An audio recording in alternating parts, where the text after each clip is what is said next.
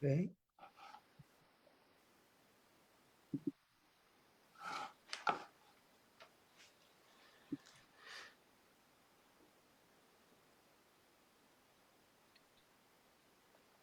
Thank you.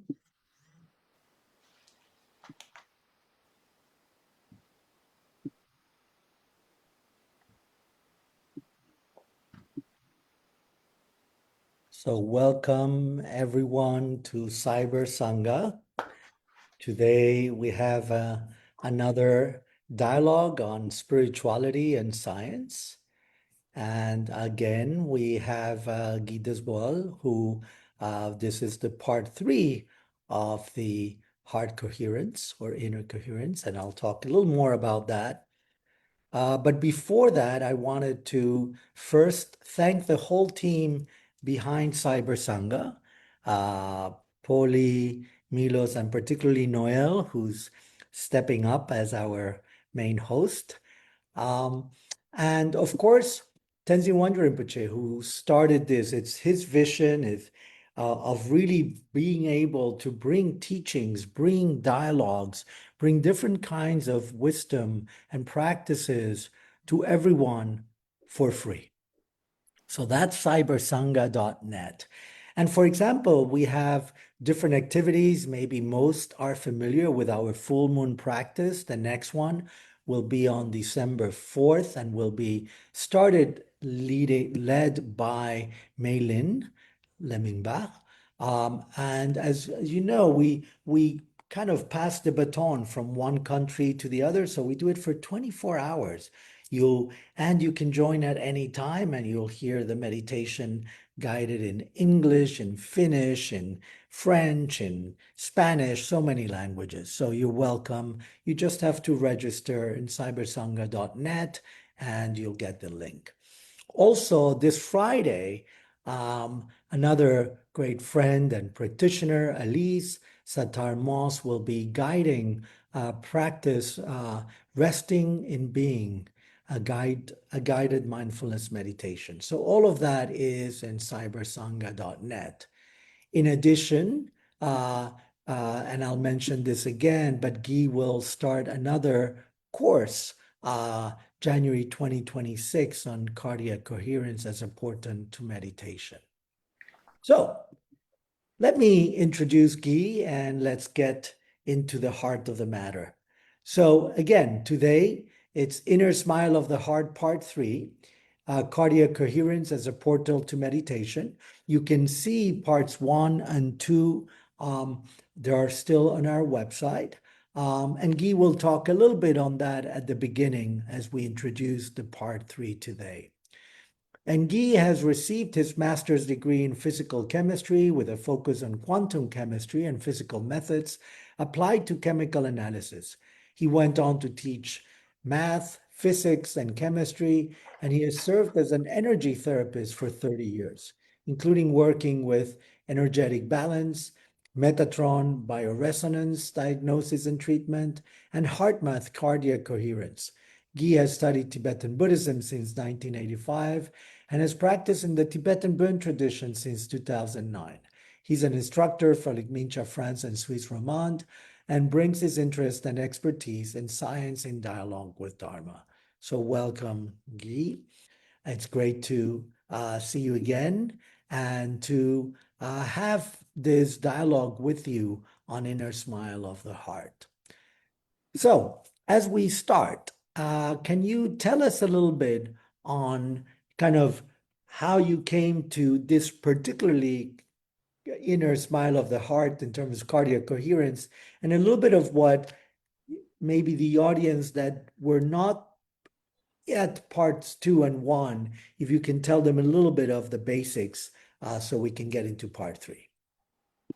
Okay, thank you, Ale. Thank you for giving me the opportunity to share some deeper aspects of the inner smile of the heart. And yes, we'll maybe start by reviewing a few key points of the method, what we said in the previous sessions. In the first session, we first explained that cardiac coherence is a state in which all the body's system work in harmony with the heart acting as a conductor. It is a very simple definition. For the heart to fulfill this role effectively, it needs to be in a coherent state, which is characterized by a high and regular heart rate variability. And this state can be induced with simple breathing exercises. Also, we introduced key concepts such as resonance, what it means to be in tune with natural rhythms, also the discovery of the heart-brain and its primary role, as well as the effects of the method on both a personal and global level. The second session was devoted to the practice. After that, 3 series of 4 weekly sessions were offered. The initial idea was to guide participants using the HeartMath biofeedback system. But, to our surprise, only a few people actually used the biofeedback system. As a result, we had to completely revise the program, and we decided to hold guided session instead. And the only feedback came from what participants chose to share. Also, for the workshops I'm leading in the schools in our country, I'm more and more asked to introduce meditation at the same time as cardiac coherence. And that's what inspired me to propose this dialogue. Great. Maybe we can share the slides. Yeah, it comes, sorry. Yes, it should be there. Is it okay? Yeah. Perfect. Yes, perfect. So concerning the benefits of the method, there are well-supported elements. Stress reduction is very well known. Emotional balance, better cognitive functions, cardiovascular health, a better sleep quality, and also an enhanced immune function. That's the principal effects, which are, as I said, well supported, and everyone can use AI to find the references if necessary. Also, you can see the application domains of cardiac coherence with the related goal and typical benefits. So this method is now quite well spread. What we are trying to do today is to go a little bit deeper. I mean, if science has now shown that the heart is much more than a pump, that it's also a small brain with priority functions, and some studies suggest even that the heart can sense future events before they happen, often by a second or more, and before the brain receives the information. When the heart is in a state of coherence, its intuitive signals are more effectively integrated into the brain's decision-making process. And these capacities are difficult to classify using a conventional approach. Maybe it's interesting to have a look on what other cultures said a long time before.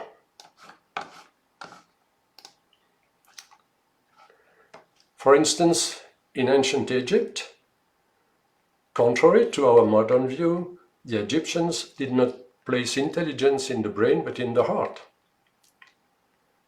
They believed that the heart governed thought and memory, emotions, consciousness and morality, will and intentions.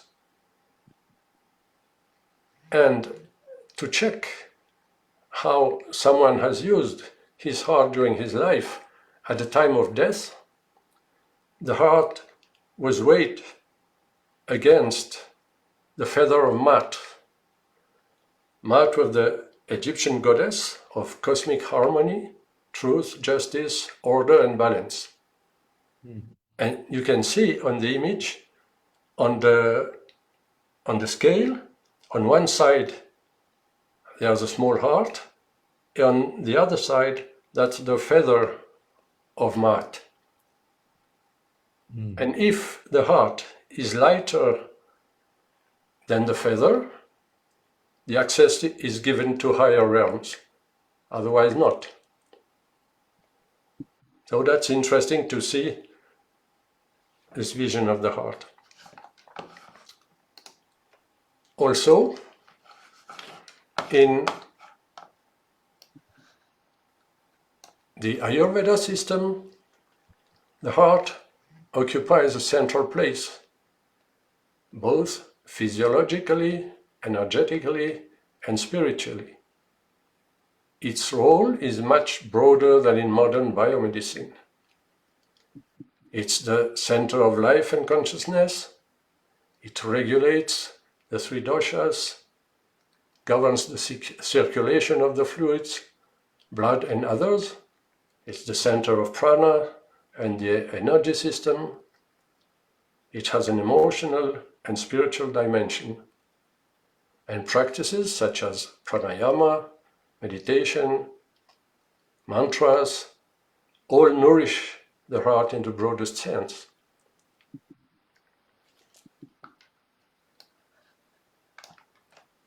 In Chinese medicine also, which is very, very ancient, for millennia, they said the heart is not only a blood pump, but the vital center that unifies physical, mental, and spiritual life.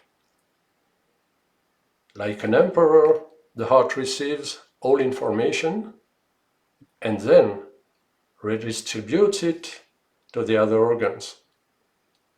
Tradition holds that everything impacts the heart first. Emotional or physiological disorders pass through the heart before resonating in other organs. It's very clear that these systems have understood the central role of the heart for thousands of years.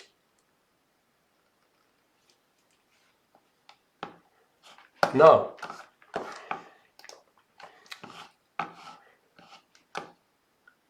in Chinese and Tibetan medicine, taking the pulse is an essential part of diagnosis. The pulse is often described as a messenger between the body and the doctor, or as a messenger of the state of the organs, humor, and internal condition. Through the pulse, one hears or perceives what the patient does not say directly. The Tibetan doctors are trained to read the pulse subtle signs from the heart and pulse. It is a diagnostic window not only for physical ailments, but also for mental and spiritual states. The doctor cultivates an empathetic and meditative connection with the patient. It is less about measuring than feeling the resonance between the two. The pulse becomes a meeting place. The doctor listens with his heart, not just with his fingers. And there's also a very profound and often overlooked aspect of traditional pulse taking, especially in the Tibetan tradition. The fact that the pulse can react in real time to the doctor's inner state including their thoughts, intentions, or eventually inner questions. This is not seen as an immediate physiological reaction from the patient, but as an energetic and spiritual interaction between two resonating consciousnesses. Now, we can maybe try to enter our heart's chart. So, you can try to take your pulse on the wrist arteries, very slowly. When you first detect the pulse, you can go a little bit deeper, not so much. And first try to imagine that's the support of discussion between the heart and your organs. It's an inner dialogue. And the doctor is trying to read it. It's very, very sensitive. And maybe we can try to bring to your consciousness the image of someone you really love. Observe the shape of the pulse. At the moment you have the image in mind, something can change. It's not easily detected, but with a little bit of exercise, you can feel differences.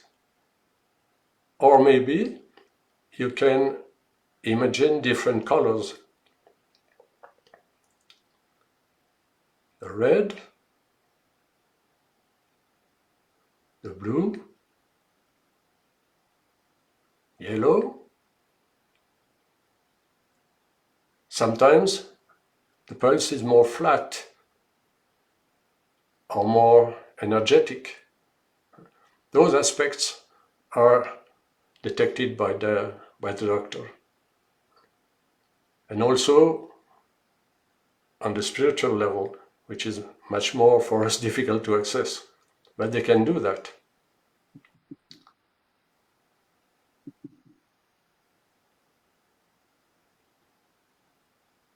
And it's interesting to understand the resonance between the two energetic systems of the patient, of the doctor, and also of the consciousness of the doctor, what he's asking. So it's very different than simply measuring something. And with the HeartMath biofeedback system, we have a very simple detector. You place it on the earlobe, and it's simply measuring the transparency of the earlobe. And we get the pulse, and then we observe how the pulse is varying with time. But already with that, we can detect a few interesting things. But here, there's no technology, only two consciousnesses. It's very, very impressive for me. And now, we'll go deeper and we'll explore some essential points coming from different periods and cultures around the earth. The first one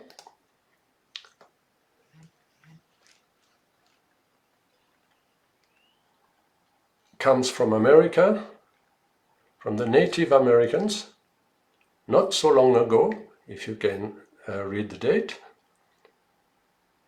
Black Elk was the spiritual leader of the Oglala Lakota, and he says, it was later in his life, I'm blind and cannot see the things of this world. But when the light comes from above, it illuminates my heart and I can see. For the eye of my heart sees everything. Through this vision, I can help my people.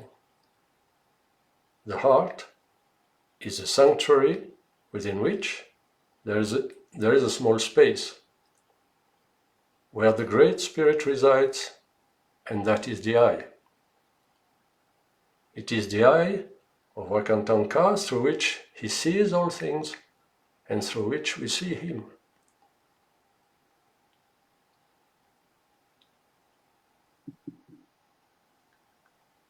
During a very dark period of the US history, there was a big fight with the Indians, and their practices, their spiritual practices, were no longer authorized. And Black Elk decided to convert to Catholicism because for him there was absolutely no contradiction.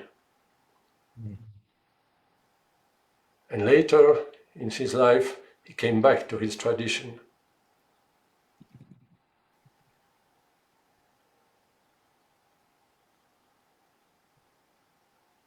An interesting point is that a canonization process began in 2017.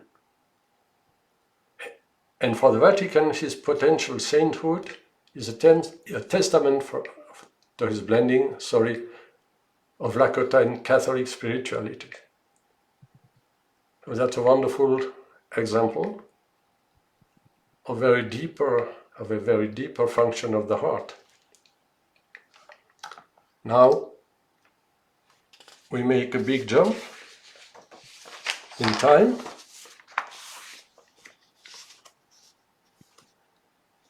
And in the Upanishad, you can see an estimation of the dates.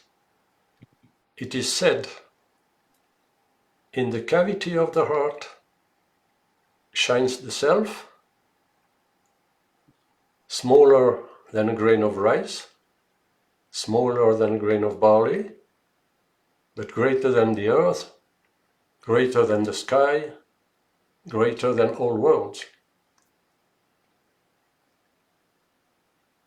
And another one, it is within this heart to which all the channels of the body converge, like the spokes of a chariot wheel, that the self is found. This self resides in the space within the luminous city of Brahman. The shining and pure self within the body, it is there in the cavity of the heart.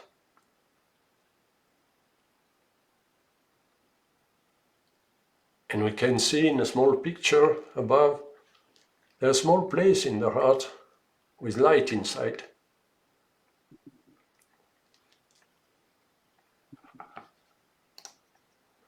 And in the Burn tradition, one of the oldest still living on the earth, thousands of years ago, in a teaching called the Six Lamps, part of the Shangchung Yenju, there's a second lamp, which is called the light of self-arising innate awareness within the heart. This light of Rigpa is all-pervasive like the sun in a vast cloudless sky. You sense its location in the center of your heart. Your essence, your whole being, is felt in a vast space within the depths of the heart. This light of awareness is called the lamp of the physical heart. This is taken from a book of Tenzin Wangyal Rinpoche, just giving a short explanation about these lamps. And lastly, taken from the teaching about the 21 nails, the ninth one is especially about the heart. It explains how self-awareness is arising internally. It's more poetic. Everything arises completely pure from the treasury of space, obscured by several layers of pollution. If there is no door, it cannot be seen. Open the door of the treasury and reveal the treasury's innermost part. So it's really a hard job. It's a long practice to get there. But when we have been working with cardiac coherence, the simple fact of bringing our attention in the heart area is already producing a shift in the heart rhythm. It is more peaceful, more regular. We were going to a state of coherence. So the idea, can we maybe try to go deeper and closer to this beautiful light in the heart, which is the source? Of course, we don't pretend to get the full result, but once a teacher gave an interesting example. He said, if you take your fingers like that and you press them, there's a very, very small hole in the center. If you put it in front of your eye and observe the sky, you can see the sky. Of course, it's not the big open space, but still it's the sky. So that's maybe what we will try to do with a simple meditation. Guy, before we go into that meditation, and thanks, this is great, and I love the combination of actually bringing our own teachings and other cultures. Can you tell us more? I mean, you have these both sides, the practitioner, the scientist. When you see them merge, when you kind of, notice, oh, look what the ninth nail is telling me. Look what the six lamps. Tell us a little more. How does it affect you personally and your meditation? That's a wonderful question. When I got my first teaching on the six lamps, for me it was like a shock. It was resonating inside so strongly, and I decided, oh, that's what I want to go closer to. And slowly reading the books, hearing other teachings, and how can I say, the text you read every time resonates a little bit different, and you understand different things, and you go deeper. And with the 21 nails, it was exactly the same. I remember Yongden Rinpoche saying, don't try to explain so much these things about the 21 nails. Don't try to give explanation to other people. It's perfect like that, like an old rough Tibetan. Read it, and you will progress. That was his advice. And I've tried to do my best for that, because I love this text so much, and I'm trying to make images out of that, because I need to have a kind of representation. Beautiful. Thank you. So that was my way, and I was interested in sharing some aspects around me in the Sangha, but of course I didn't want to explain anything. I've only shown images, a few excerpts, but yes, the interest is not it's not the same for everyone. Someone prefers that or that or that, but for me, it's the best. Wonderful. Thank you. So I don't remember if you have more slides there. No, but I have an experiment to show. Okay, great. Let's take the slides down so we can see your experiment better. Thank you. I forgot to stop the sharing of the screen. Yes, Great. maybe you can see it. And Yes. we have already done this experiment during our first session. There are two tuning forks, and they are producing a sound. And this first sound would be the sound of nature. Let's say the sound of an enlightened one.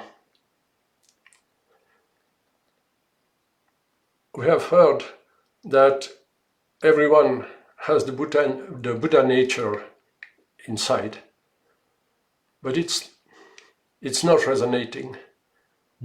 It's not vibrating. That's the second tuning fork there. It looks a little bit strange if the left one is for an enlightened, the right one is for me, of people like us. There are a lot of obscurations, negativities, old stories hanging around, blockages. Our work is to take them away, slowly, slowly, one after the other.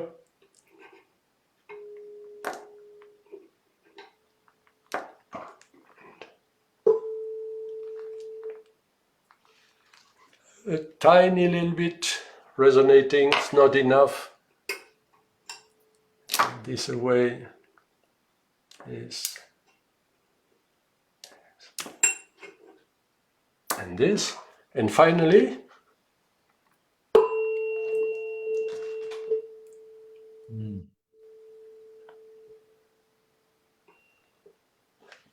now they resonate.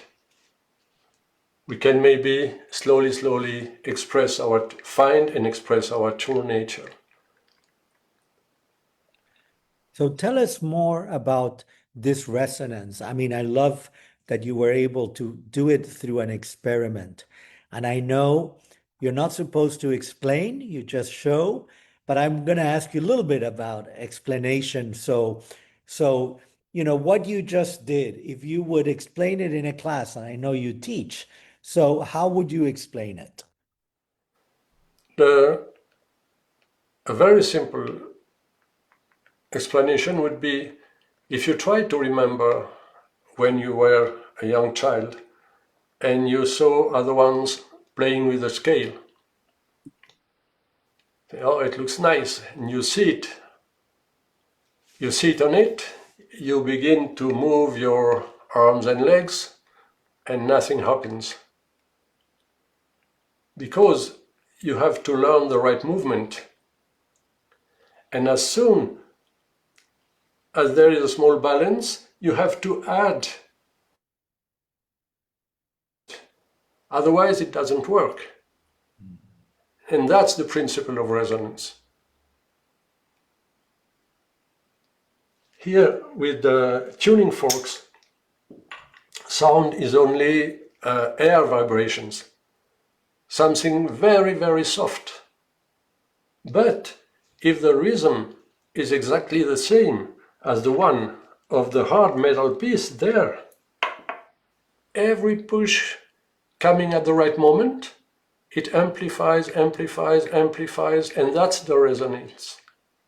That's the principle. It's the easy way to explain it. Yeah.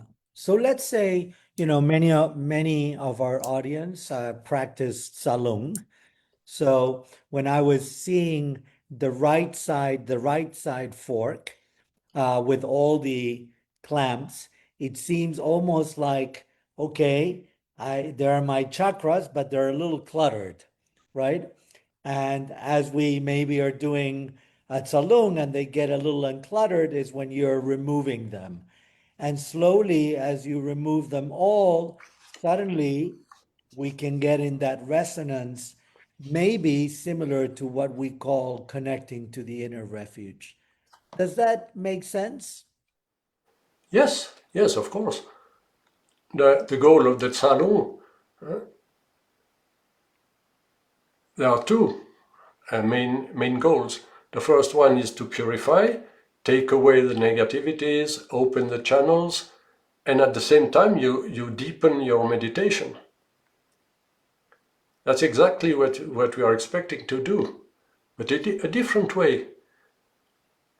We'll do it in a very simple way using only simple breathing exercises.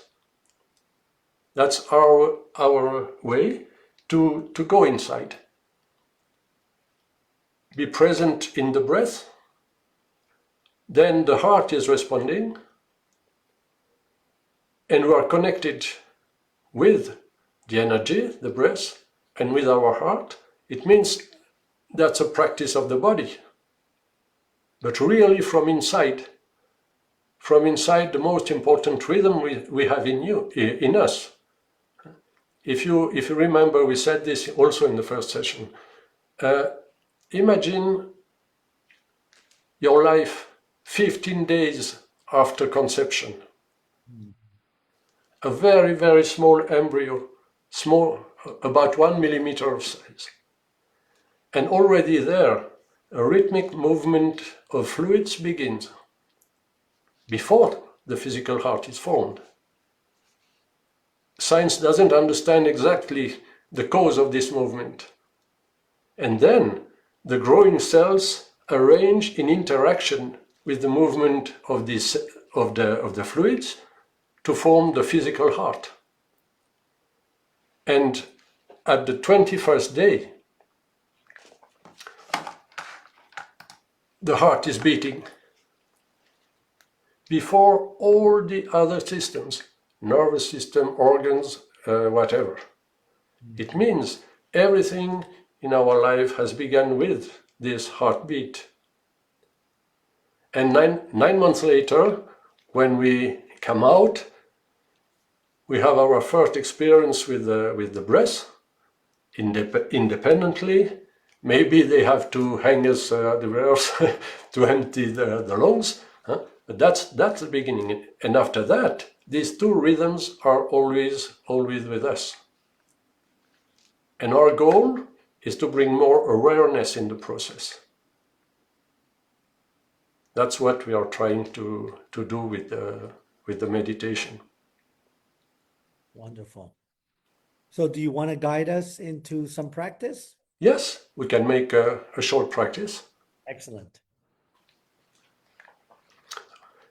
Imagine that in a year we rebreathe something like 3 million times. How many of these breaths are conscious? Air is still an essential commodity for life that is free. And it is important to have an oxygen-rich blood. So please use it. So first,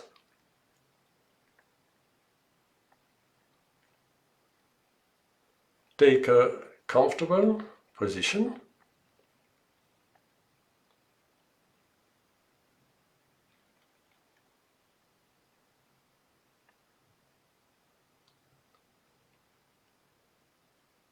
Begin to breathe a little slower and deeper than usual, but naturally be present in the breath.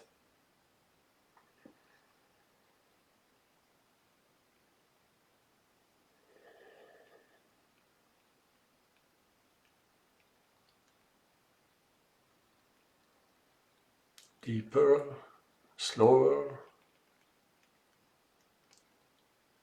something comfortable.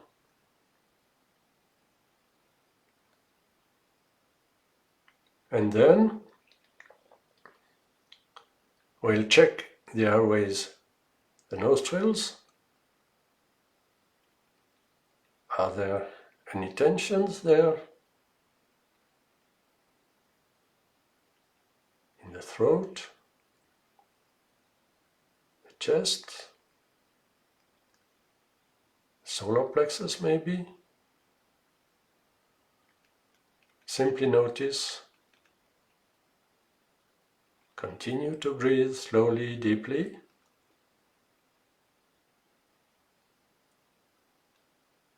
And allow the breath just to touch what you have noticed. And with the exhalation, let go.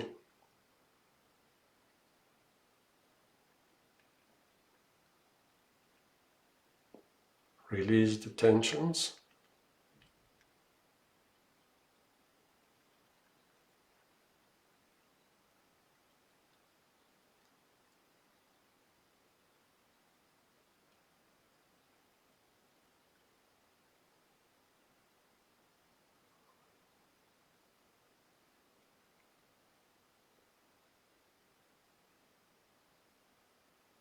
And as the tensions go away, there is more space. Breathing is more fluid, gentle.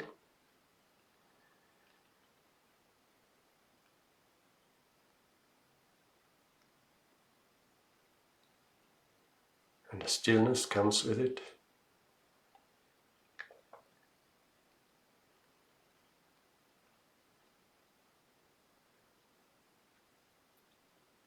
Then, slowly, bring your full attention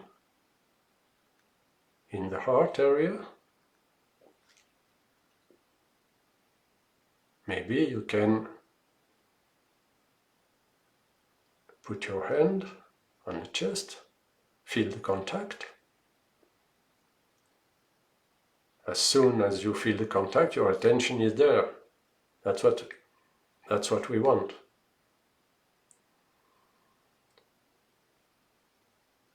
And then continue to breathe slowly, deeply, but you imagine that you breathe from that place.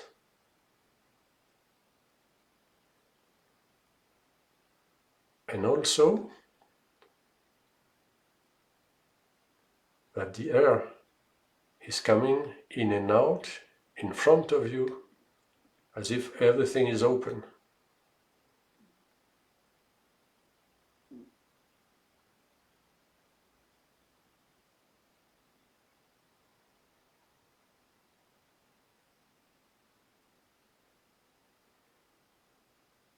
That's the first part of the practice, a very simple one, the heart breathing.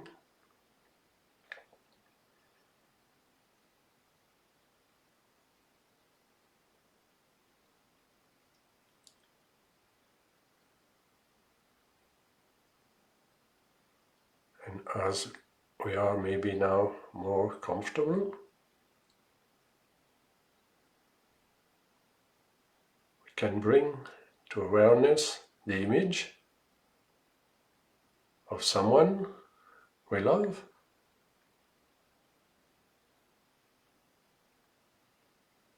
or a memory of joy, gratitude.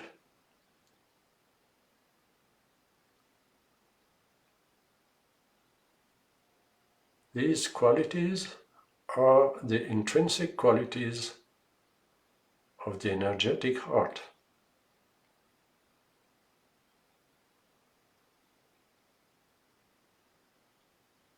And the physical heart loves it.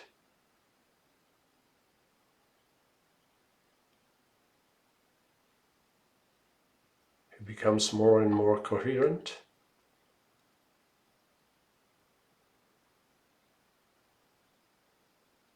All the systems are benefiting from it.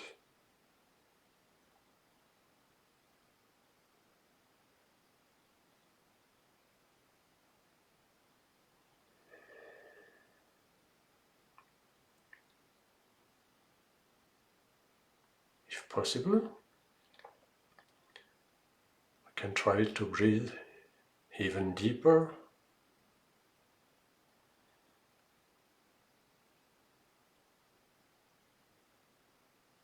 If you can feel one of these qualities, or simply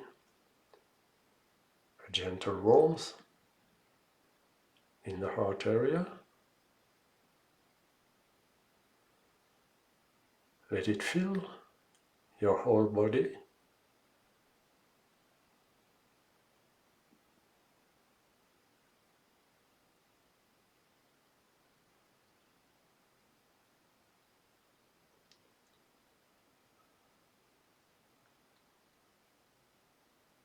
We can remember that our heart is a strong emitter.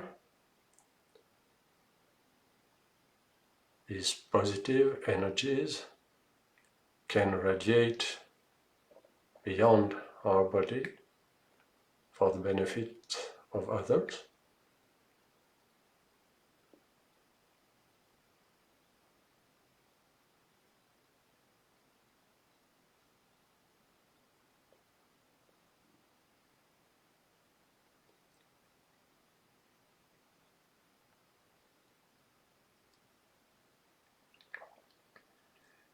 And now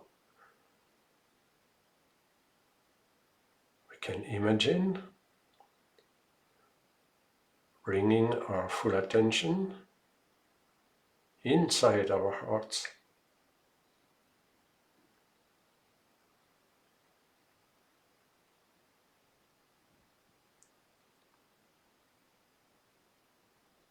We have heard that there is a small space which is smaller than a grain of rice, but at the same time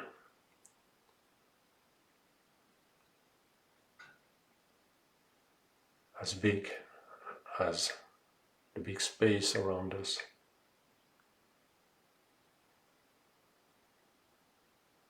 The whole universe is inside.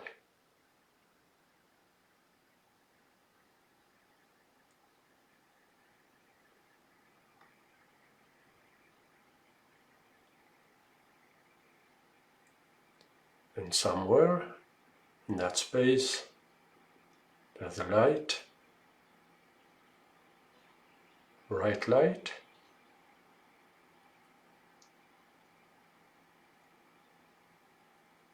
the light of our innate awareness.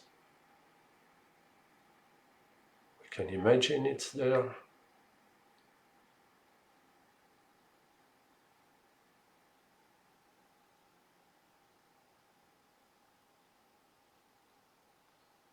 Hoping to become more and more transparent.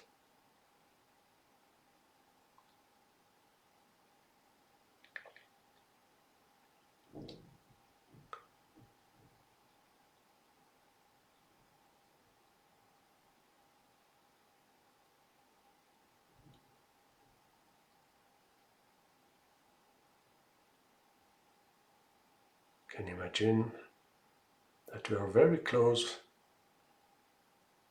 to this source of wisdom.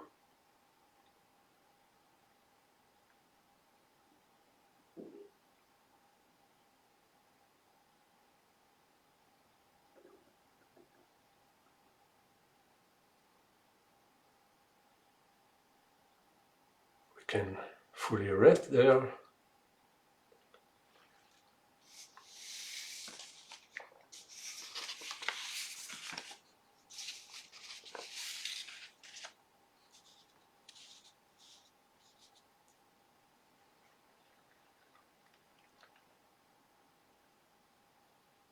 We can now breathe with the mouth slightly open, letting the air flow through the nostrils and the mouth without controlling anything.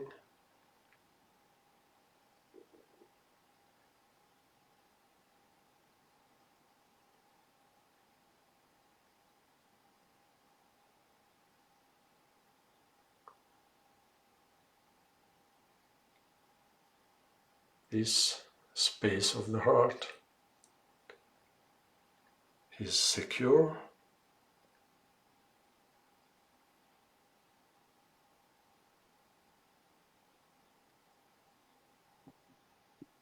It's warm. It's luminous.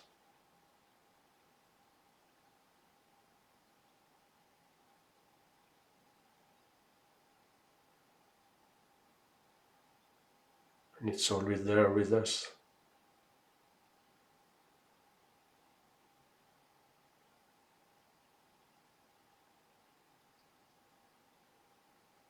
We can now bring to awareness the presence of each one of us.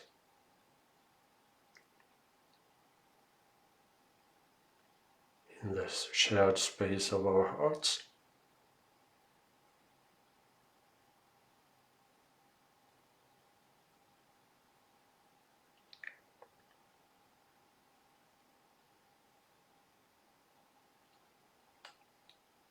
And we can offer these qualities to the people in need,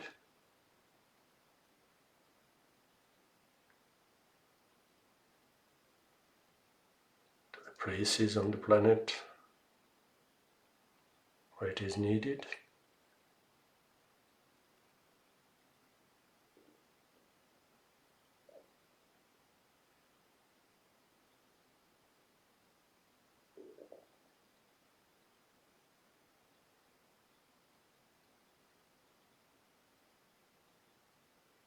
Slowly, slowly, you can come back, open your eyes.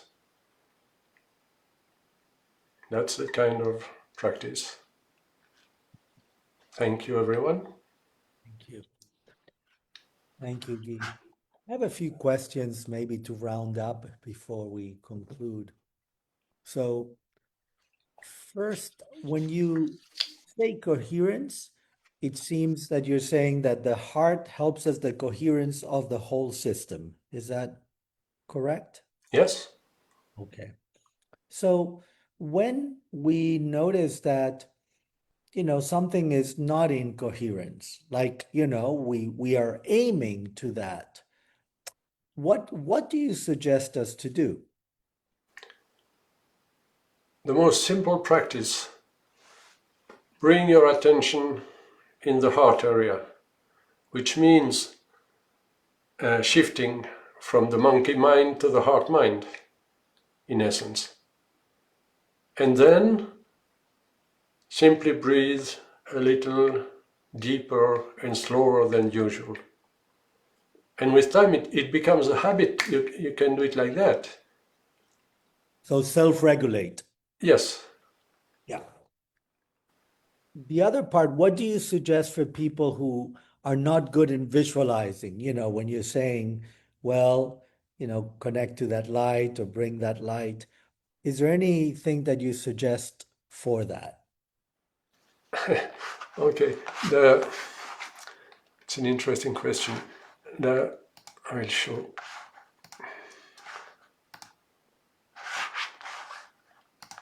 As I said,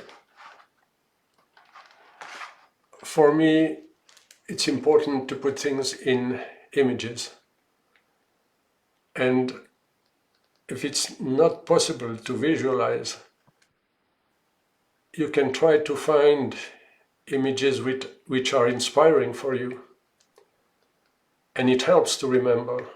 It's kind of inner tuning, and slowly, slowly, stronger inner images will come. Wonderful. And my one more question I have, and I don't know if the audience has some. Rinpoche has been putting so much emphasis on sleeping. And it seems to me that with this kind of coherence, like if you're at night and, maybe we do the 9 breathings, maybe this kind of breathing seems that will also be helpful. And as Rinpoche says, breathing from the heart, kind of 4-8. What do you think of using this also for sleep, and have you used it, and How has it been useful for you or not? Yes, the people of the heart mat, for example, they recommend to find 3 times 2 minutes to practice this kind of breathing. And there are strategic one before going to bed, so the sleep quality would be better, the recovering of energy would be better, and all the bodily systems will take profit of it. So that's the recommendation. And then the question of how to breathe. I mean, in different books about cardiac coherence, they give numbers, and you have to make this count 5 seconds 6 times a day or so, something like that. For me, I prefer to say to the people, try to find something comfortable for you first, because who is counting? Okay, it's your mind. So for me, it's much more important to inhabit the breathing. And as soon as you feel something comfortable, you can go deeper, slower, and maybe you come in resonance with the nature rhythms, slowly, slowly. But trying to find it when you are away from it, I'm not sure it's the good way. But that's my way of seeing the things. Okay. Yeah, thank you. Um, Wonderful. So you mentioned in heart math, there's 3 times when you are asked to do this practice, or is it 3 times right before you go to sleep? No, 3 times a day. And the most important times would be before going to bed and in the morning before going to work. Because if you wake up and directly you're using adrenaline or cortisol or whatever, you have to find a quiet energy to begin the day, and then to find a third one when you can. Wonderful. And Thank if you have a sensor, they give you achievement points, and they recommend to get 300 points in a day, and that's easily made with a little time. What do you mean by points? Yeah, it's with the heart mat biofeedback Oh, system. If you right. don't have it, don't worry. But the point is, a lot of people know how to breathe, but they forget that it's useful because they don't have the proof. And most important aspect of the biofeedback system that you directly see the effect of what you are practicing. Wonderful. Thank you again. We have put the link for your course in January. So welcome everyone to that course in January. We already have a few participants and look forward to having more. It's a free course that Guy very generously is offering. And again, on Friday, we have Alice guiding meditation, and December 4th is our next full moon. So we hope you join us in all or in any of the times that it's available to you. Again, Cyber Sangha is free for everyone. And also all these are recorded. And so you can go back into the archives and watch them. Guy, again, thank you very much. It's always a pleasure being with you. Thank you, Ale. Thank you, everyone. It was also a pleasure for me to share these deeper aspects of the inner smile of our hearts. Wonderful. And I love that image, like inner smile of our heart. So beautiful. Thank you. Thank you, everyone. Thank you, Noel, and everyone who helped us put this together. Thank you, everyone. Have a Bye-bye. good day, and in Europe, a good night. Thank you.